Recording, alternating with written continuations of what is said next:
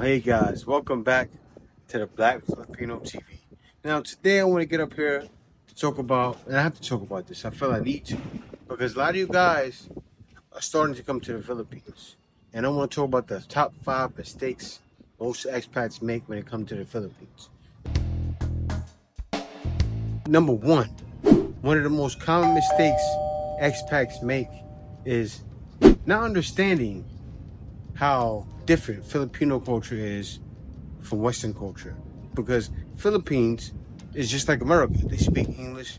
They're very much influenced by American culture, but it's night and day. And many aspects of Filipino life have been influenced by Western culture, particularly from the United States. However, language does not equal culture, and beneath the surface, the Filipino way of life is shaped by unique traditions, values, and norms.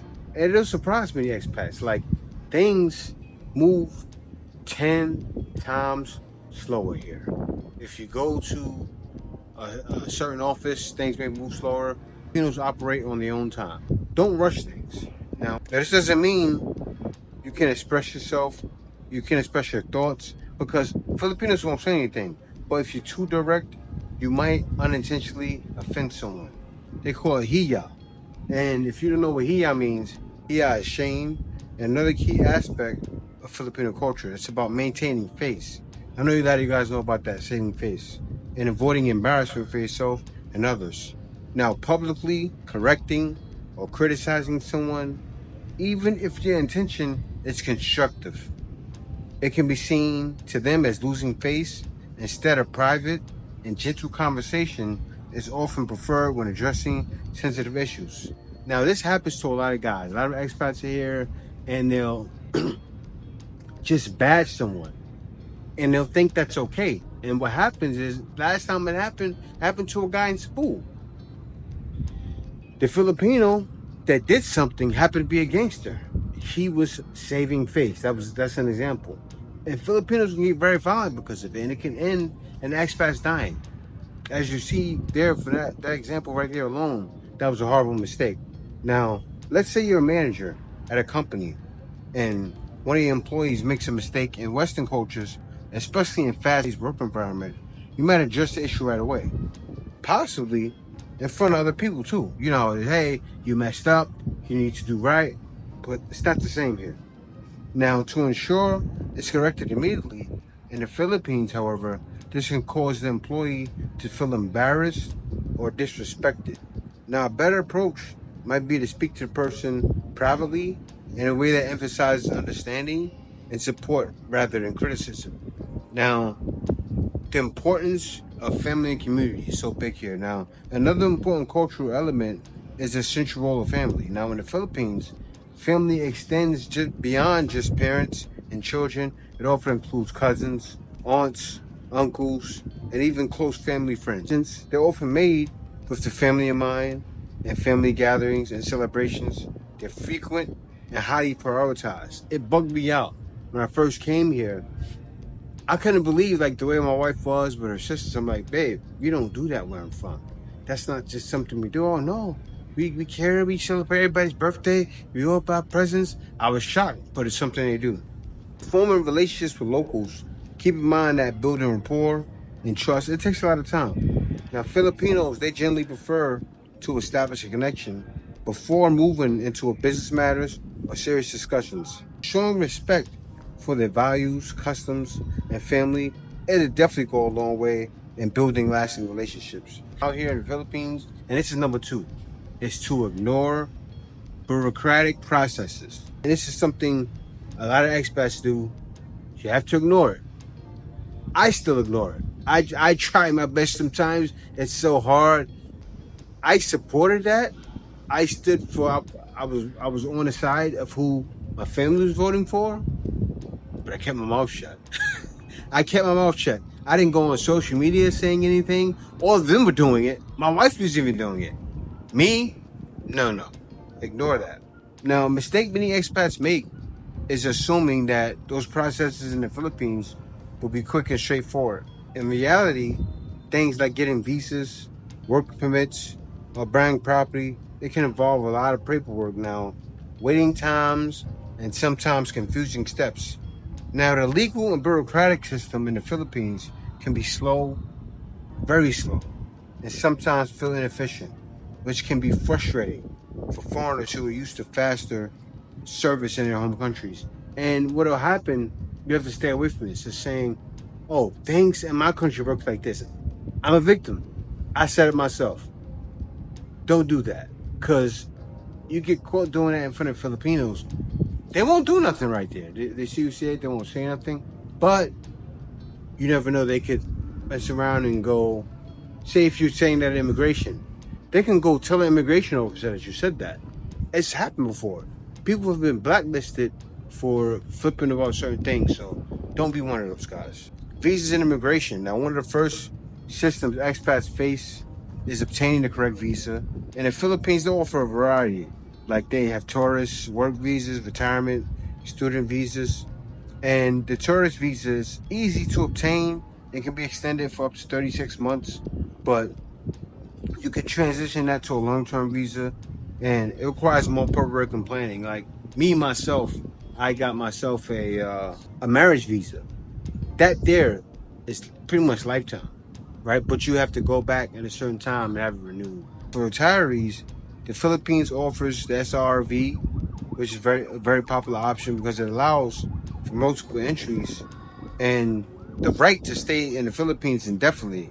Now, however, the application process it includes several steps, including background checks, proof of pension for financial resources, and a significant financial deposit. But of course, you guys know that already. But those who plan to work in the Philippines, they need to secure a valid work visa.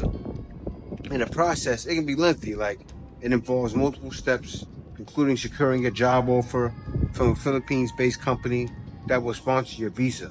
Now, expats who overlook or underestimate those processes find themselves scrambling to sort out visa issues, and it can result in fines and even deportation. There are tons of expats. This happens all the time. The expats do that and get deported. I've seen it. I've done news on it before. Expats doing that, working in the Philippines, getting deported. So you definitely want to avoid that. They can't own land, but they can buy their own property. So that's something I think everybody needs to know. You can buy your own property, but you can buy things like condos. You can buy property on the land. So say if my wife bought land, I can own the property on land. But really, I don't get too deep into that. I just only look at doing business in the Philippines. Say I can rent out a place a business on it, and reap all the profits. That's all that matters to me. So yeah, keep your eyes peeled on that, so you know for sure when you come to the Philippines. Don't get involved in thinking you can own land, or a lady, or you with a lady and she says, "Oh, we can own this land here." You can't physically own that land. The reason why I talk about that is many expats fall for the myth. They can skirt up these laws by putting property in the name of a local friend or partner.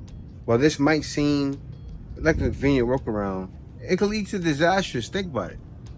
You put it in someone else's name and say you break up with that person, especially if you're not married or you don't see yourself being with them long term. And say if it's a girlfriend, that happens to tons of guys.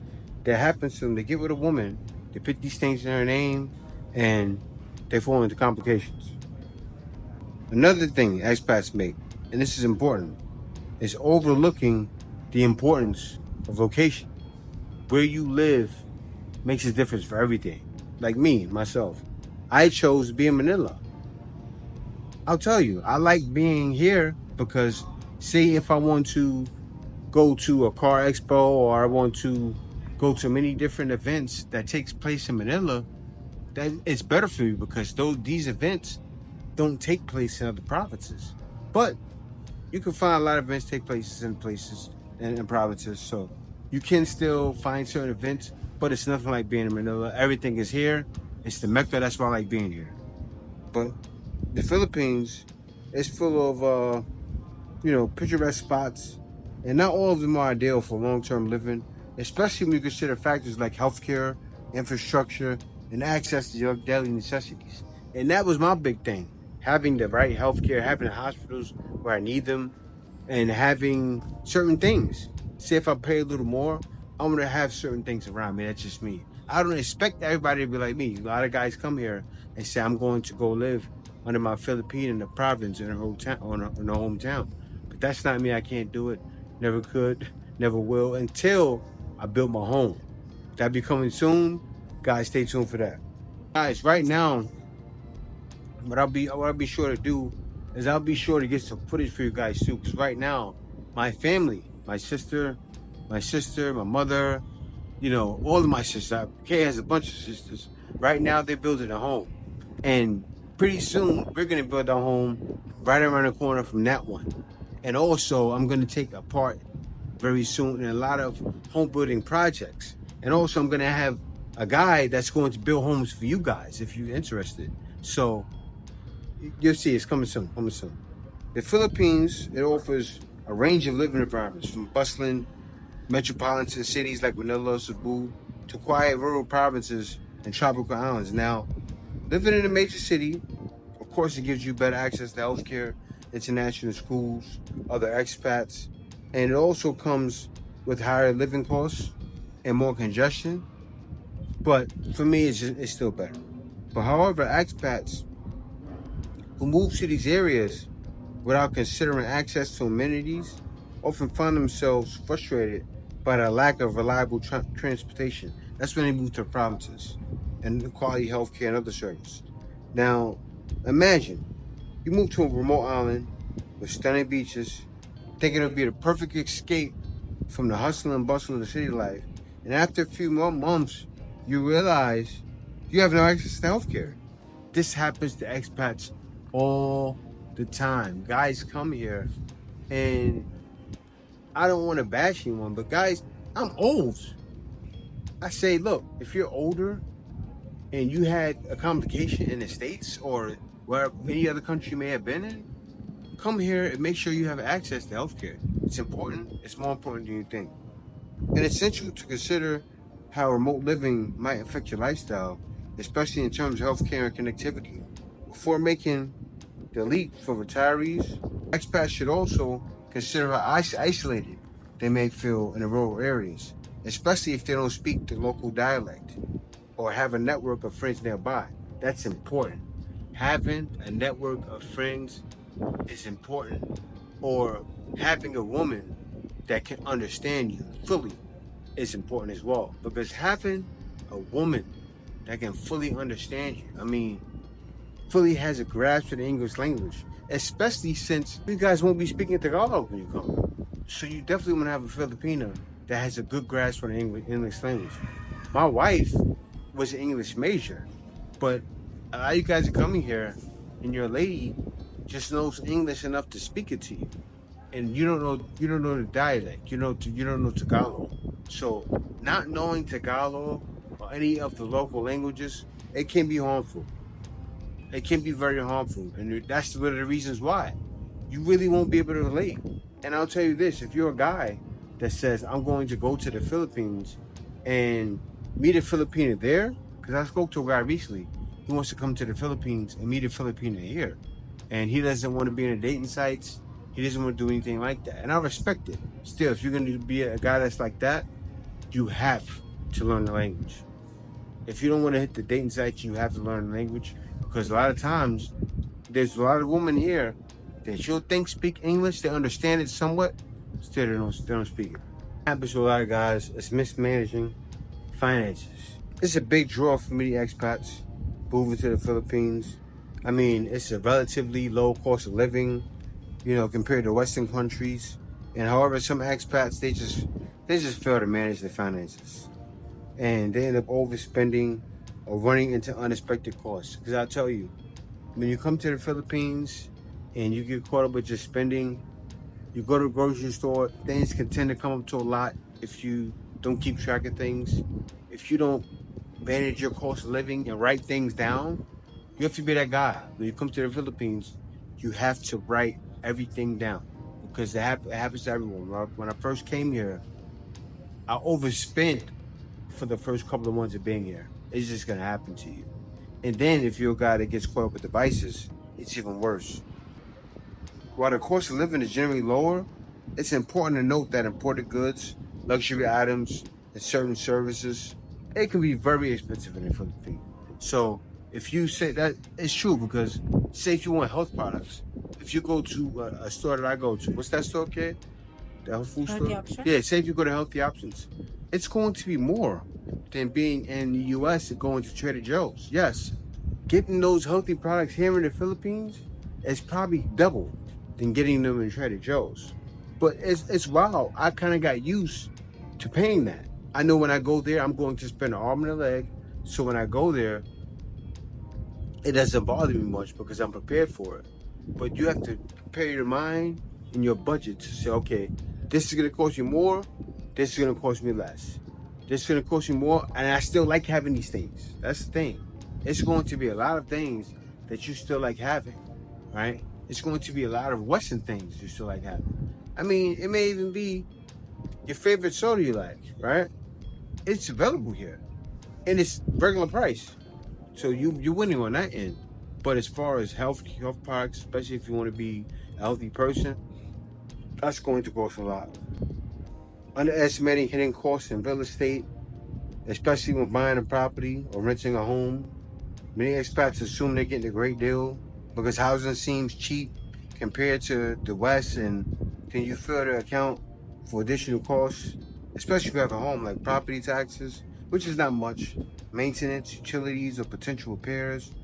And expats often encounter dual pricing systems where foreigners may be charged more than locals for goods, services such as transportation, rent, or also tourist attractions. But it's not as bad. I'll tell you one thing. Coming here, those tourist attractions is nothing, and I'm not trying to bash the country, but it's nothing like when you go to Thailand. Thailand, they have the foreigner price and they have the Thailand price. In the Philippines, you'll still get the Philippines price, especially if they can't tell. But still, a lot of times they'll still give you the regular rates. But when you go to the store, say if you go to the store and you're buying food, you won't have to worry about somebody saying, oh, he's a foreigner, I'm going to charge him double. But still, you still want to look out for that in the markets because it still could possibly happen. So the way to get over that and the way I got over it is what I did with my wife. Everywhere I went, babe, you get that from me. Sometimes most Filipinos might have a problem with it because they understand that could happen. Sometimes they could charge you more. But you know what my wife would say? Sometimes when we go somewhere, she'll say, she'll tell me to be quiet so they don't charge the foreigner price. Seriously. Because some Filipinos will do that. They go, okay, she's a foreigner, I got to charge them more. So you want to have a Filipino speak up for you. Write that down as a tip. When you hear and you get yourself Filipino or get yourself a Filipino friend, something. Because they're going to see you from a mile away and they may hike the price up. And you may think, oh, wait, how did you get a price for that much? Oh, Filipino. That could happen. But yeah, guys, thanks for watching. That's my 5, actually 6 included.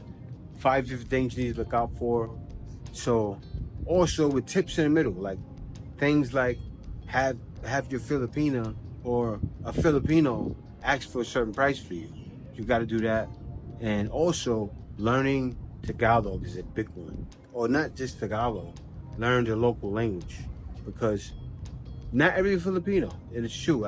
Every Filipino, they grow up speaking English, but they still don't carry it every day. Like this guy right here. I could ask him right now. Let me talk to him in English. Hold on, real quick. Hello, sir. How are you? Do you understand everything I'm saying?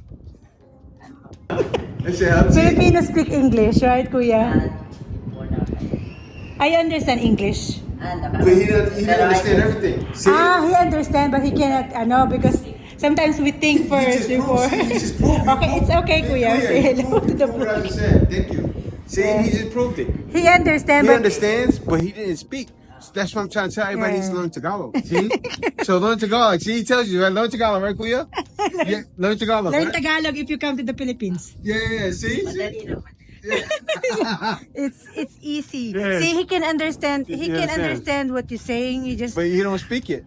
he may be speaking it, but it's like it's not that much. Yeah. Because sometimes when I was learning learning English, guys, when I was studying, I need to translate every Tagalog you word gotta to translate, English. yeah. So it takes time. So it will be like that with you guys, but Yeah. it's different with me because all our subject here is English. Yeah. Only Filipino. But you was engulfed in it, and No, because I you studied. still had a Yes. cultural disconnect though. Like when we would speak online, it was wild because I spoke to Kay online.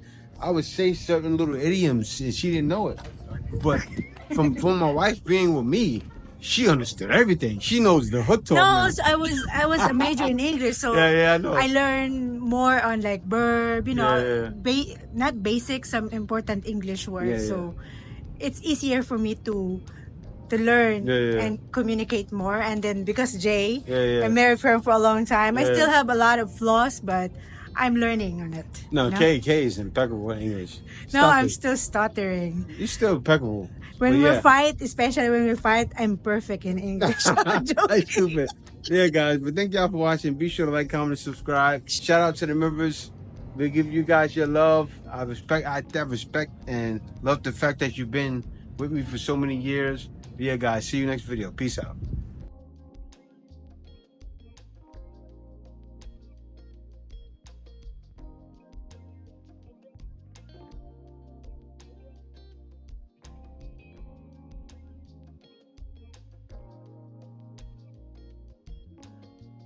Thank you for watching this video. If you like my content, be sure to like, comment, and subscribe. Also, if you like my content, you can go to my Buy Me a Coffee at buymeacoffee.com/JTBF. And there you can buy me a coffee or you can book a consultation with me. I have consultations for a very small fee. At the bottom of this video, you'll see thanks there. You can give a thanks and make sure your comment is highlighted, and you can give a small donation that way as well. Guys, in the description, you'll see other videos of my other content that's great as well. So you can be sure to watch my other content there. Thank you for watching. See you next video.